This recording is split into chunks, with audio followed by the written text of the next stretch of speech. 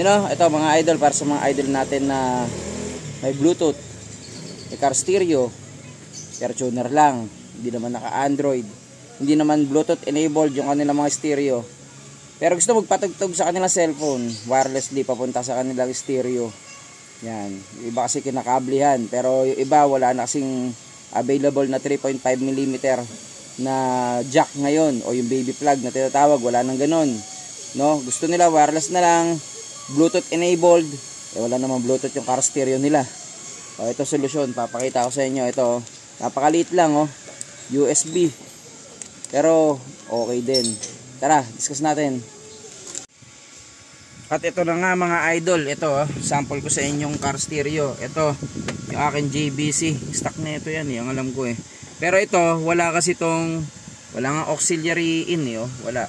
Pero may USB, yan yan, may USB.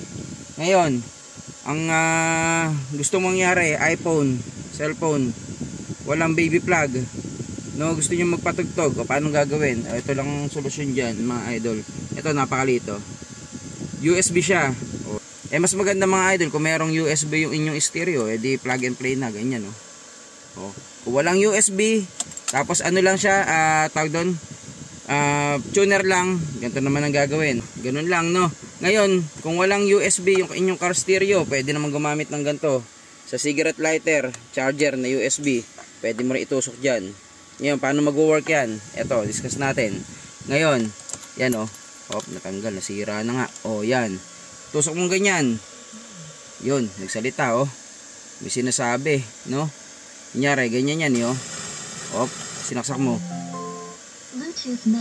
ganun ka agad, no. Isa pa, ayan katulad niya, naka-tuner yan, naka-tuner, no. 87.9, tinusok mo ng ganyan, Bluetooth na agad, di ba? Yan, tapos nakabaliktad lang yan, pero ang totoo niyan, ang number niyan is yan nakalagay 87.9. Ngayon mga idol, pwede mong i-tune yan, pwede mong ilipat ng frequency, long press mo lang.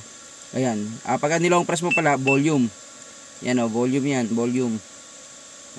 Ngayon, pwede mong i-mode. Pwede ka mag-mode.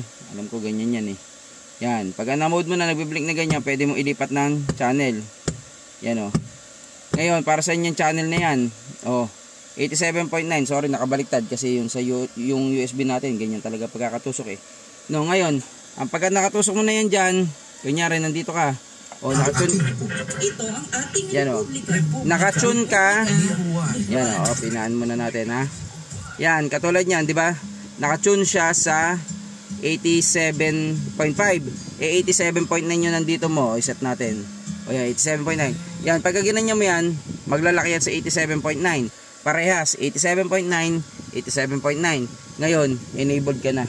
Ngayon, ang gagawin mo na dyan, ito, yan ito yung inyong cellphone, okay, then, punta sa inyong Bluetooth, nasa may Bluetooth na ito, yan, tapos, pindutin mo yung inyong Bluetooth, paano na ba to, yan, long press, tapos Bluetooth settings, tapos makita mo na, hanapin mo yung,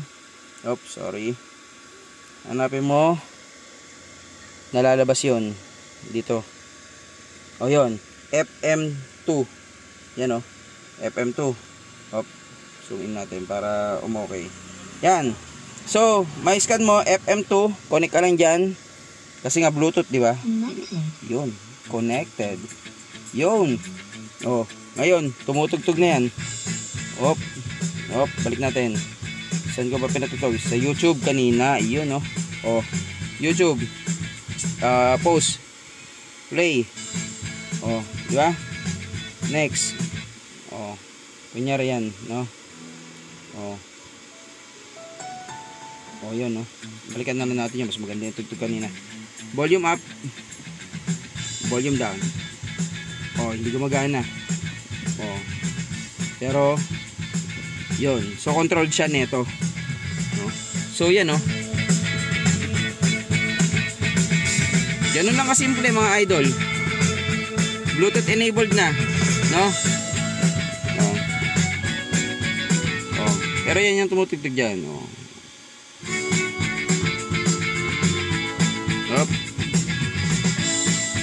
Okay.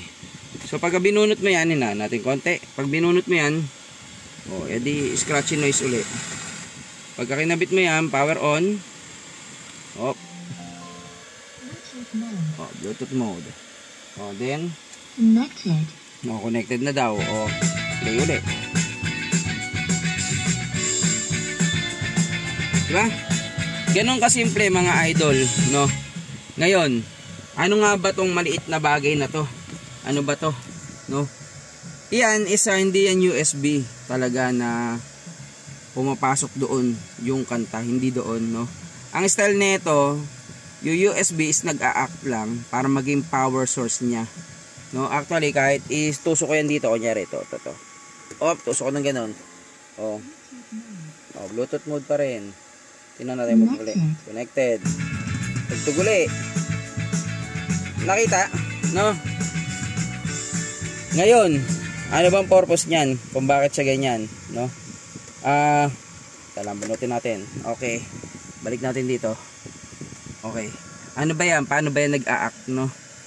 So, ang reaction niyan, ano ba tawag doon? Parang method niya kung paano gumagana, no?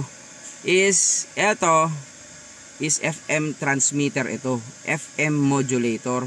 So, ibig sabihin, para siyang broadcaster, no? Alam mo yung mga 97 point, ganyan, 1, no? Meron sila mga transmitter. Ito is mini transmitter, no? So, mini transmitter, ibig sabihin, nagtatransmit siya ng FM signal papunta dito.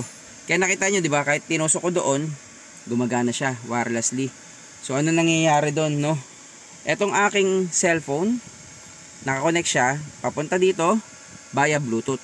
So, pinapatugtog ko ito, papunta dito, via Bluetooth.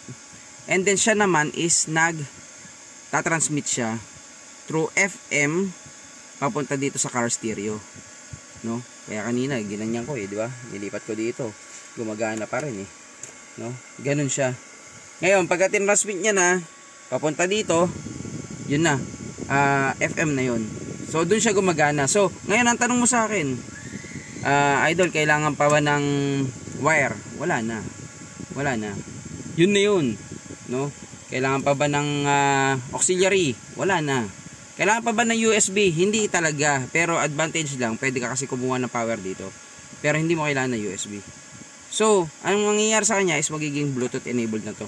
Ngayon, ano bang gagawin mo? Yung frequency na ibinubuga nito, yung tinatransmit niya, is i-tune mo lang. Pagpaparehesa mo lang. Kung 87.9 sinet mo dito, 87.9 din dito, then gagana na yan. Ngayon, ano ba mayroon, no? So, may volume control siya. Then, mapapalitan mo yung kanyang frequency. And, meron siyang yan, no? Yung butas na yan. Parang naman sa wireless. Sa hands-free. Kung gusto mo makipag-usap pag kami tumawag, pwede mo sagutin. So, yan yung mic niya. Then, maririnig mo sa stereo mo yung kausap mo. Yun, ganun na siya kasimple. Napaka basic, straightforward, pero napaka pakinabang yung mga idol. At yun, syempre ito. At yun na nga mga idol, kung gusto nyo bumili nyan, napakamura lang. 100 plus. So, 140. Ganun lang, no? Hindi ko na matandaan pero 100 plus lang. Yun, sa Lazada ko siya nabili. So, ilalagay ko yung link dyan sa description tsaka sa pin comment. Kung gusto niyo bumili, bumili kayo. Try nyo lang. No? Mabilis lang, shinare ko lang sa inyo. Kasi yung sa akin, hindi ko pinalitan ng car stereo Yun pa rin. Syempre, lang sap-sap bumiyahe na may tugtog di ba? Papatugtog ka, ganyan. So, kung gusto mo maging Bluetooth enabled, hands-free yung inyong car stereo, no? Yan, bilhin nyo na. Bumili kayo nito. Maganda. FM modulator naman. Napakaliit to. Yun, at yun lang po muna mga idol. Sa mabilis lang. Maraming salamat po.